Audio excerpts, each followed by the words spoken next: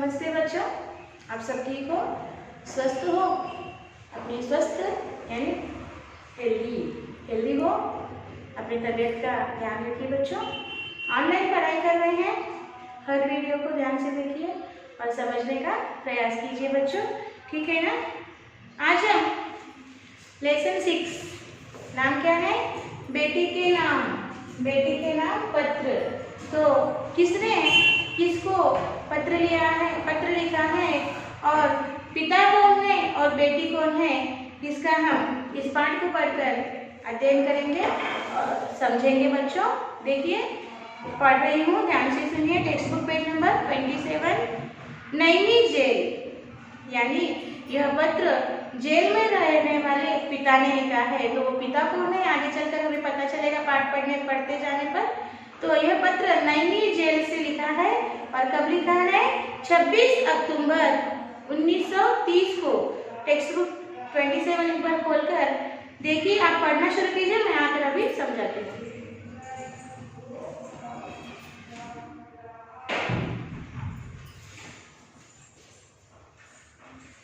तो बच्चों यह पत्र नैनी जेल से लिखा गया है। कब लिखा है, 26 अक्टूबर 1930। 26 अक्टूबर 1930 यानी 1930 में, 26 अक्टूबर 1930 यानी बिफोर इंडिपेंडेंस। अभी हमारे देश को इंडिपेंडेंस नहीं मिला, स्वतंत्रता नहीं मिली, आजादी नहीं मिली। आजादी के पूर्व यह पत्र लिखा गया है। और किसको लिखा है, प्रिय इंदिरा। समझ में आ गया कौन है इंदिरा, इंदिरा गांधी, प्रिय इंदिरा। तो पिता कौन होंगे, नेहरू जी, पंडित नेहरू जी, जो जेल में है, नैनी जेल में है। और उन्होंने अपनी प्रिय पुत्री, प्रिय बेटी इंदिरा के नाम यह पत्र लिखा है। अब देखेंगे कि उन्होंने इस पत्र में अपने बेटी को क्या क्या लिखा है। ध्यान से सुनिए। जन्मदिन पर तुम्हें कई उपहार मिलते रहे हैं, शुभकामनाएं भी दी जाती रही है, पर मैं इस जेल में बैठा तुम्हें क्या उपहार भेज सकता हूँ। हाँ, मेरी शुभकामनाएं सदा तुम्हारे साथ रहेंगी। क्या तुम्हें याद है कि जॉन ऑफ आर्क की कहानी तुम्हें कितनी अच्छी लगी थी। तुम स्वयं भी तो उसी की तरह बनना चाहती थी, पर साधारण पुरुष तथा स्त्रियां इतने साहसी नहीं होते। वे तो अपने प्रतिदिन के कामों, बाल बच्चों तथा घर की चिंताओं में ही फंसे रहते हैं। परंतु एक समय ऐसा आ जाता है कि किसी महान उद्देश्य की पूर्ति के लिए सभी लोगों में असीम उत्साह भर जाता है। साधारण पुरुष वीर बन जाते हैं और स्त्रियां वीरांगनाएं बन जाती हैं। देखिए, पिता पंडित जवाहरलाल नेहरू जी ने यह पत्र अपनी पुत्री, अपनी बेटी इंदिरा जी के नाम लिखा है पत्र में कि जन्मदिन यानी बर्थडे पर तुम्हें कई उपहार का अर्थ क्या है, गिफ्ट, कई उपहार मिलते रहे हैं। तुम्हारे जन्मदिन पर, तुम्हारे बर्थडे पर तुम्हें बेटी कई उपहार मिलते रहे हैं और शुभकामनाएं भी दी जा रही हैं और ग्रीटिंग्स भी दिए जा रहे हैं। पर मैं इस जेल में बैठा तुम्हें क्या उपहार भेज सकता हूँ। एक बार पढ़िए।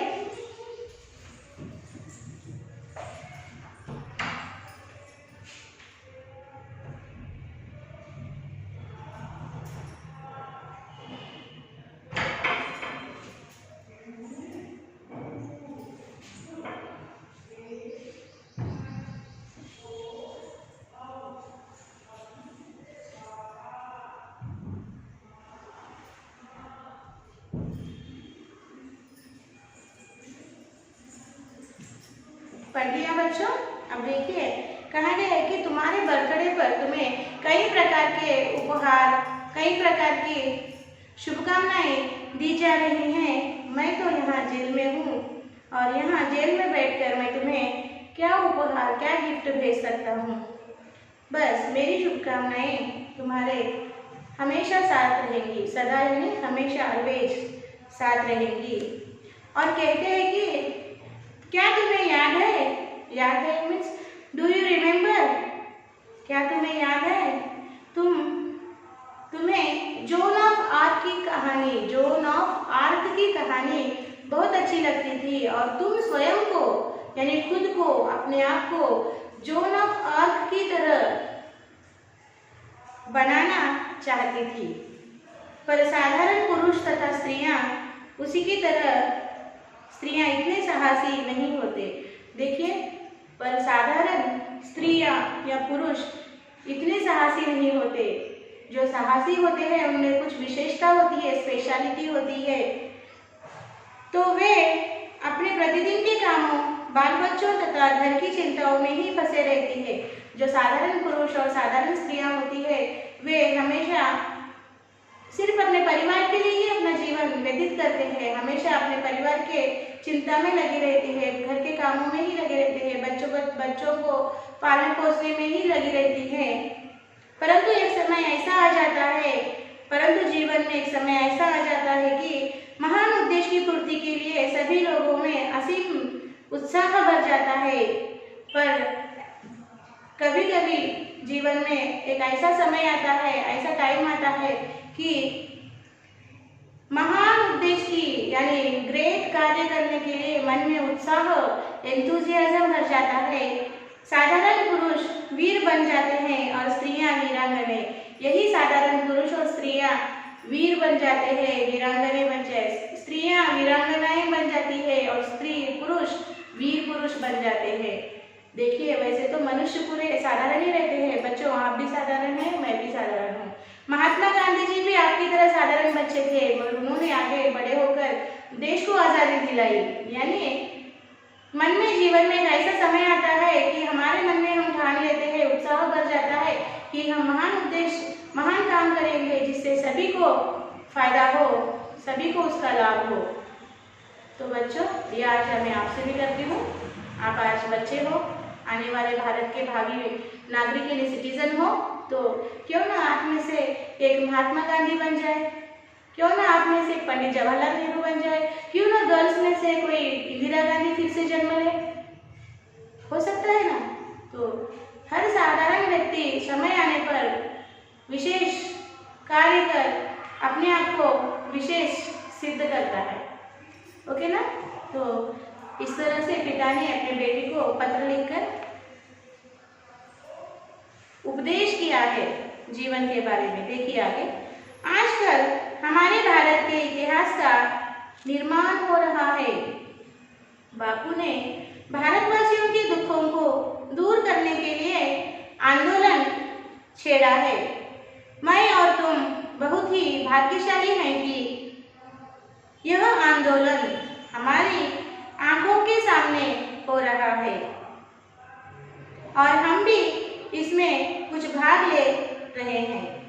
एक महान उद्देश्य हमारे सामने है और इसकी पूर्ति के लिए बहुत कुछ करना है। देखो, उन्होंने पत्र में लिखा है कि आजकल हमारे भारत के इतिहास का निर्माण हो रहा है। इतिहास यानी हिस्ट्री। ओके, टुडे आजकल यानी today, nowadays the Indian history is going to establish, निर्माण हो रहा है। यानी आजकल हमारे भारत के इतिहास का निर्माण हो रहा है। यानी भारत देश में अंग्रेजों के खिलाफ आंदोलन छिड़ा है। अंग्रेजों से आजाद होने के लिए अंग्रेजों से लड़कर सत्याग्रह कर रहे हैं और देश को आजाद कराने की कोशिश कर रहे हैं। सत्याग्रह आंदोलन देश में छिड़ गया है। यानी भारत देश में एक इतिहास का निर्माण हो रहा है और यह सब कुछ हमारे सामने हो रहा है। हम बहुत भाग्यशाली है कि हम इसे अपने आंखों के सामने देख रहे हैं। हमारे सामने अवसर है हमारे पास कि हम भी इस महान कार्य का एक हिस्सा बने, एक पार्ट बने और इस महान कार्य की पूर्ति में हम भी गांधी जी के साथ कदम से कदम मिलाकर चले और इस स्वतंत्रता को हासिल करें। देखिए किस तरह पिता ने अपने बेटी को उपदेश दिया है। तो इस तरह से हमें हमारे बच्चों का साहस बढ़ाना चाहिए। और बच्चों, आपसे भी निवेदन है कि हमेशा इस तरह से बायोग्राफीज पढ़ते रहिए, ताकि आपको उनमें से उनके जीवन वैल्यूज, मॉरल वैल्यूज का, नैतिक वैल्यूज का बोध होगा और आपका आत्मविश्वास बढ़ेगा। आप भी एक नेहरू बन जाएंगे, आप भी एक गांधी बन जाएंगे, आप भी एक इंदिरा बन जाएंगी लड़कियों में से, और फिर एक झांसी की रानी पैदा होगी, रानी रुद्रमादेवी पैदा होगी, क्या पता, है ना। तो आगे देखिए, अब सोचना है कि इस महान आंदोलन में हमारा कर्तव्य क्या है, इसमें हम किस तरह भाग ले। परंतु जो कुछ भी हम करें, हमें इतना अवश्य स्मरण रखना चाहिए कि उससे हमारे देश को हानि न पहुँचे। कई बार हम संदेह में भी पड़ जाते हैं कि हम क्या करें, क्या न करें। यह निश्चय करना कोई सरल कार्य नहीं है। जब भी तुम्हें ऐसा संदेह हो तो ठीक बात का निश्चय करने के लिए मैं तुम्हें एक छोटा सा उपाय बताता हूँ। तुम ऐसा कोई काम न करना जिससे दूसरों से छिपाने की इच्छा तुम्हारे मन में उठे। किसी बात को छिपाने की इच्छा तभी होती है जब तुम कोई गलत काम करती हो। बहादुर बनो और सब कुछ स्वयं ही ठीक हो जाएगा। यदि तुम बहादुर बनोगी तो तुम ऐसी कोई बात नहीं करोगी जिससे तुम्हें डरना पड़े या जिससे करने से तुम्हें लज्जित होना पड़े। देखिए, वाह, एक पिता ने अपने बेटी को किस तरह उपदेश दिया है, किस तरह चरित्र की निर्माण करने के लिए उसका काउंसलिंग किया है। ओके, देखिए, कहा है कि हमारे आंखों के सामने ये स्वतंत्रता आंदोलन छिड़ा हुआ है और इस आंदोलन में हमारा कर्तव्य क्या है, पहले हमें समझना चाहिए। और हम किस तरह से इस आंदोलन में भाग ले सकते हैं, इस आंदोलन का एक हिस्सा, एक पार्ट बन सकते हैं, यह हमें सोचना है। मगर इस आंदोलन में शामिल होने से पहले हमें एक बात का स्मरण यानी ध्यान रखना होगा कि हम जो भी काम करें उसमें ओके वह कार्य सरल नहीं है। हम क्या करें, ओके, हम जो भी काम करें वो देश को हानि न पहुंचे। इस आंदोलन में हमें भाग लेना हमारा कर्तव्य है। इस आंदोलन में हमारा कार्य ऐसा होना चाहिए कि जिससे देश का नाम रोशन हो, देश को लाभ हो, देश को हानि न पहुंचे। क्या हमें करना है, क्या हमें नहीं करना।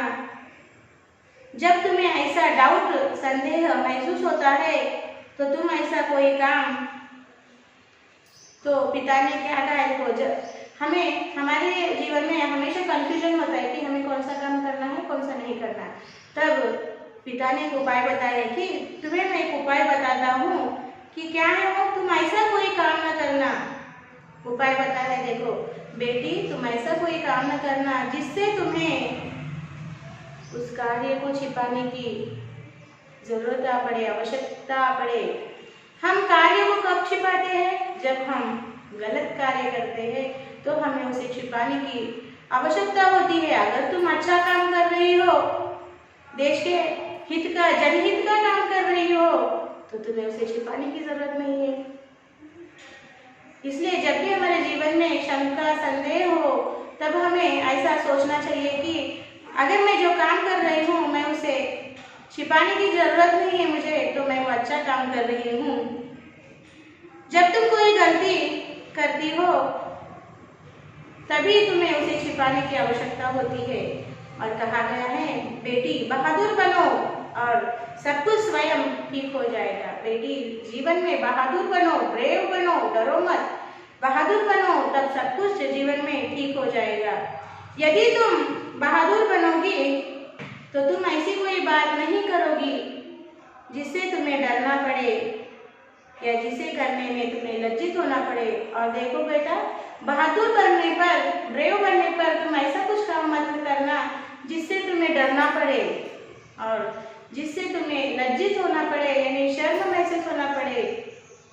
ओके, ऐसा कोई काम मत करो। कितना अच्छा उपदेश दिया है अपने बेटी को, देखिए। और आगे देखिए बच्चों, तुम्हें यह तो मालूम ही है कि बापूजी के नेतृत्व में स्वतंत्रता का जो आंदोलन चलाया जा रहा है उसमें छिपा रखने जैसी कोई बात नहीं है। हम तो सभी काम दिन के उजाले में करते हैं। अच्छा बेटी, अब विदा। देखो, पिता ने कहा है, पंडित नेहरू ने कहा है, बेटी तुम्हें पता है कि ये जो स्वतंत्रता आंदोलन है महात्मा गांधी जी के नेतृत्व में शुरू हुआ है और महात्मा गांधी जी कुछ ऐसा काम नहीं करते जिसे छिपाने की आवश्यकता हो, तो इसमें तुम बेझिझक भाग ले सकती हो, इस आंदोलन का तुम हिस्सा बन सकती हो और देश के हित में कार्य कर सकती हो। तो अच्छा बेटी, अब मैं तुमसे विदा लेता हूँ, यानी अच्छा बेटी अब यहाँ तक ही, अब मैं तुमसे गुड बाय कहता हूँ, विदा लेता हूँ। भारत की सेवा के लिए तुम बहादुर सिपाही बनो। भारत, हमारे इंडियन कंट्री के लिए तुम एक ब्रेव सोल्जर बनो, सिपाही बनो, बहादुर सिपाही बनो, यही मेरी शुभकामना है। तुम्हारा पिता जवाहरलाल नेहरू। देखिए कितनी नैतिक वैल्यूपूर्ण ये पत्र है। पिता ने अपने बेटी का चरित्र निर्माण कर दिया इस पत्र को लेकर। तो हमें भी हमारे जीवन में इन बातों को आचरण में लाना चाहिए बच्चों। ओके, इस पाठ को पढ़िए आप और अपने माता पिता को भी पढ़कर सुनाइए। ओके, और बच्चों आने वाले भावी जीवन में आप भी बड़े होंगे, आपका भी परिवार बनेगा। तो एक पिता का कर्तव्य क्या होता है, तो आपको भी इस तरह से पंडित जवाहरलाल नेहरू की तरह आपको भी अपने पिता का कर्तव्य, पिता की भूमिका निभानी होगी। तभी हमारे बच्चे अच्छे नागरिक, सभ्य नागरिक बन सकते हैं। पहले आप सभ्य बनो, फिर आपको देखकर अन्य सभ्य बनेंगे। ठीक है ना? तो बच्चों एक बार यहाँ तक के पाठ को पढ़िए और फिर हम आगे भाग की चर्चा करेंगे।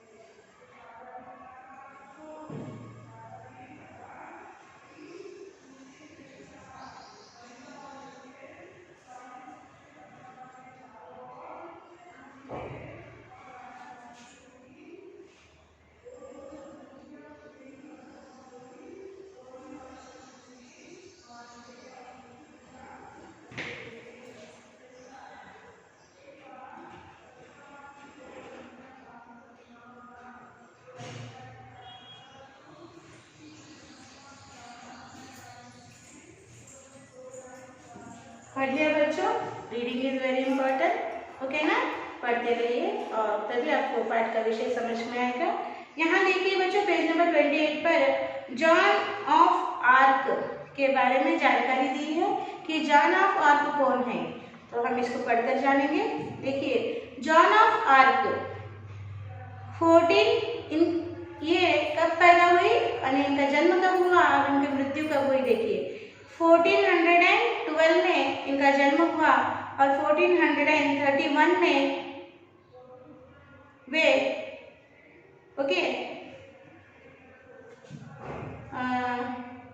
मर गई। ओके, यानी बहुत कम समय जीवित रही, अल्पायु रही। देखिए कैसे हुआ। देखिए, वे फ्रांस की वीरांगना थी। वे फ्रांस देश की वीरांगना यानी वीर स्त्री थी जो युद्ध में लड़ी।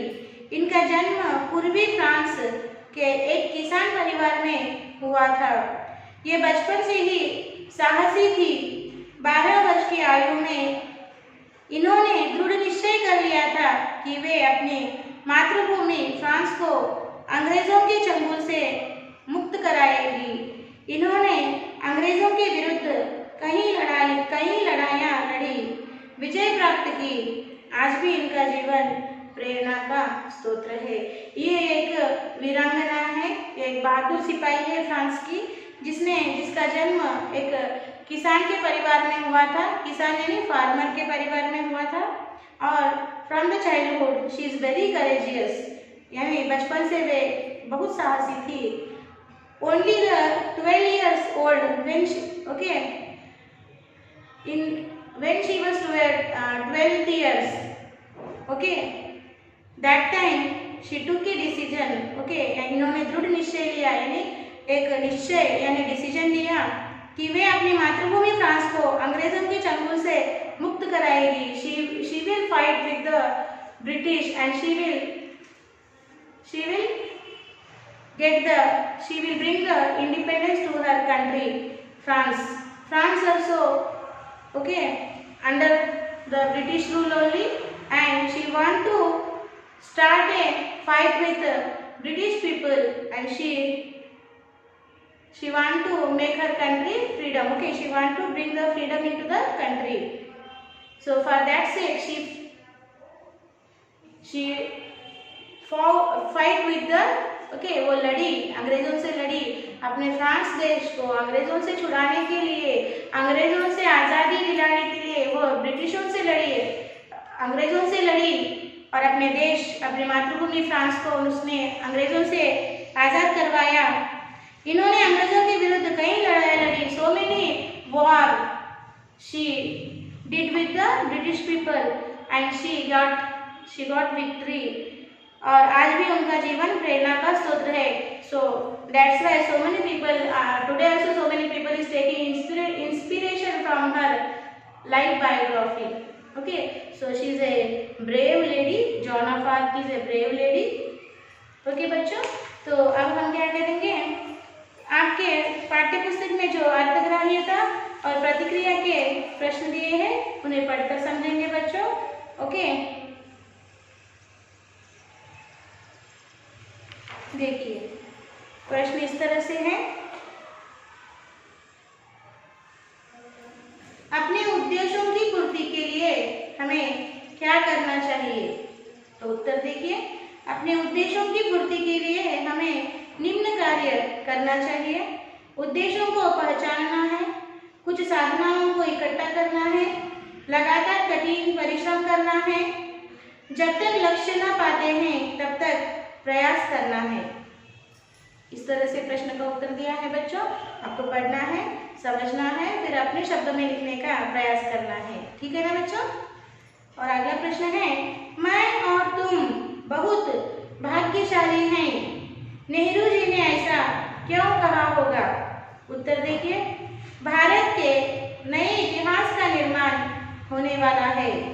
गांधी जी ने भारतवासियों के दुखों को दूर करने के लिए स्वतंत्रता आंदोलन छेड़ा है। यह आंदोलन नेहरू और इंदिरा के आंखों के सामने अर्थात उनके जमाने में हो रहा है। यह अहोभाग्य है, इसलिए नेहरू जी ने ऐसा कहा है। और अगला प्रश्न है, पाठ का सारांश अपने शब्दों में लिखिए, यानी बेटी के नाम पत्र, इस पाठ का सारांश अपने शब्दों में लिखने के लिए कहा है। तो मैं पढ़कर सुनाती हूँ, समझिए, फिर अपने शब्दों में लिखने का आप भी प्रयास कीजिए। पंडित जवाहरलाल नेहरू जी अपनी बेटी इंदिरा के नाम पत्र लिखे। उसमें जवाहरलाल जी अपनी बेटी को जन्मदिन के संदर्भ पर कुछ संदेश दिए हैं। तुझे जॉन ऑफ आर्क की कहानी बहुत अच्छी लगती थी ना, और तुम स्वयं आर्क की तरह बनना चाहती थी। महान उद्देश्य पूर्ति के लिए सभी लोगों में असीम उत्साह भर जाता है। यह खुशी की बात है कि आजकल हमारे भारत के इतिहास का निर्माण हो रहा है।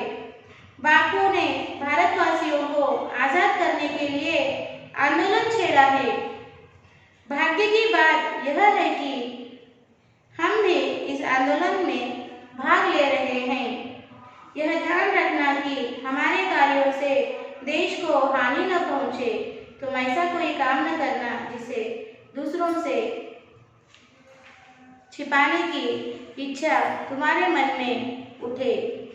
किसी बात को छिपाने की इच्छा तभी होती है जब तुम कोई गलत काम करती हो।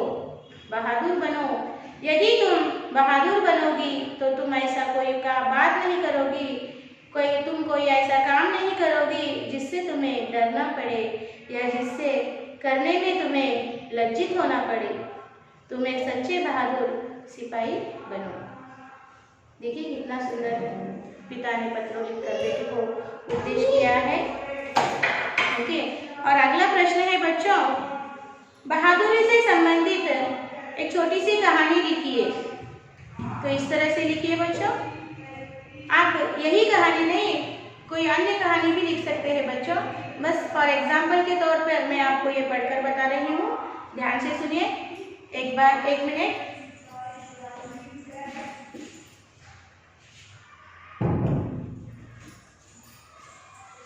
देखिए बच्चों, ध्यान से सुनिए। रमेश के गांव में एक बड़ा तालाब था। वहाँ की मैदान में बच्चे खेलते थे। एक दिन बच्चे गेंद से खेल रहे थे। खेलते समय गेंद तालाब में गिर पड़ा। रामू गेंद निकालने के लिए तालाब में कूद पड़ा, लेकिन रामू को तैरना न आता। वह यह नहीं सोचा कि उसे तैरना नहीं आता, सिर्फ यह सोचा था कि गेंद को कैसे निकालना, इसलिए वह कूद पड़ा। रामू पानी में डूब रहा था। इस दृश्य को देखकर सब मित्र डरने लगे, लेकिन श्याम नामक मित्र ने बड़ी बहादुरी से तालाब में कूदकर रामू को बचाया। सब लोग श्याम की बहादुरी की प्रशंसा की। इस तरह से इस प्रश्न का उत्तर आपको लिखना है बच्चों। अगला प्रश्न है, देश की रक्षा में तत्पर बहादुर सिपाहियों के योगदान के बारे में लिखिए। देश की रक्षा में बहादुर सिपाहियों के योगदान बड़ा महत्वपूर्ण है। वे अपने सब कुछ न्यौछावर करके देश की रक्षा करने में व्यस्त रहते हैं। उनमें देशभक्ति ही रहती है। वे अपने जीवन को लक्ष्य कर देश की सेवा करते हैं। उन्हीं की रक्षा कार्य से ही देश की जनता आराम से सुख संतोष से जी रही है। वे अपने परिवार के सदस्यों से दूर रहकर भी देश की सेवा करते हैं। तो आपको इस प्रश्न का उत्तर इस तरह लिखना है बच्चों, और पढ़िए फिर अपने स्वयं शब्दों में लिखने का प्रयास कीजिए बच्चों। तो आज हम यहीं पर रुकेंगे बच्चों। आज हमने यहाँ पर पाठ 6 बेटी के नाम पत्र कंप्लीट कर दिया है, समाप्त कर दिया है। सारे प्रश्न उत्तर पढ़कर मैंने आपको समझाया है।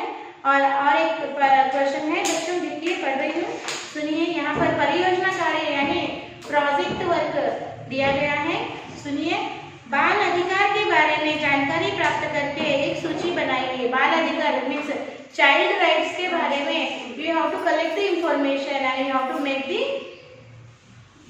मेक द सूची यानी you have to make the notice. Okay, you have to note that points, what type of rights given to the child. Okay, so you have to make the list. सूची यानी list. देखिए इस तरह से है उत्तर। प्रत्येक नागरिक के कुछ अधिकार होते हैं, इसी प्रकार बच्चों के लिए भी अधिकार होने चाहिए। इस उद्देश्य की पूर्ति के लिए 1989 में बाल अधिकार समझौता किया गया। कई देशों ने इसका अनुमोदन किया है।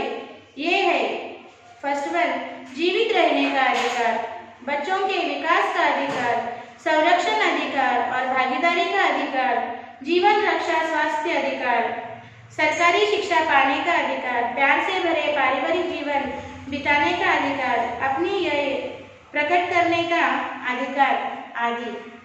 तो आपको इस तरह से यही लिखना नहीं है, फिर से आप इंटरनेट से ढूंढिए या कुछ किताबें पढ़िए जिसमें चाइल्ड राइट के बारे में कुछ किताबें लिखी है तो उन किताबों को पढ़िए और स्वयं इसकी जानकारी इकट्ठा कर एक लिस्ट बनाइए बच्चों। ठीक है ना, यह आपका प्रोजेक्ट वर्क है और आज हम यही रुकेंगे। आज का आपका साक्षी इस तरह से लिखना है।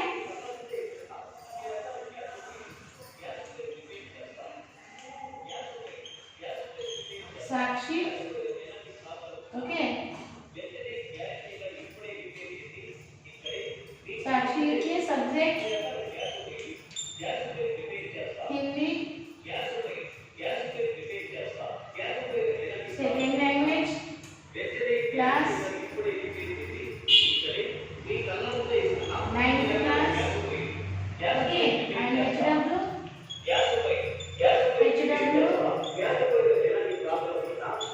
सेम एज, एक minute, learn and write question and answers from lesson 6 in HW 1 time और यहाँ पर PS और TS। PS यानी पेरेंट साइन, यहाँ पर पेरेंट साइन लेना मत भूलिए बच्चों और यहाँ पर टीचर साइन लेंगे जब स्कूल शुरू होगा बच्चों। और होमवर्क लिखने के बाद जो आपको स्कूल का मेल ID दिया गया है बच्चों, उस मेल ID को अपना होमवर्क लिखकर भेज दीजिए, समय में भेज दीजिए। कोई पेंडिंग वर्क्स मत रखिए बच्चों। आज हमने यहाँ पर लेसन 6 समाप्त कर दिया है। फिर एक नए पाठ के साथ हम अगले सेशन में मिलेंगे। तब तक बच्चों धन्यवाद, बाय बाय।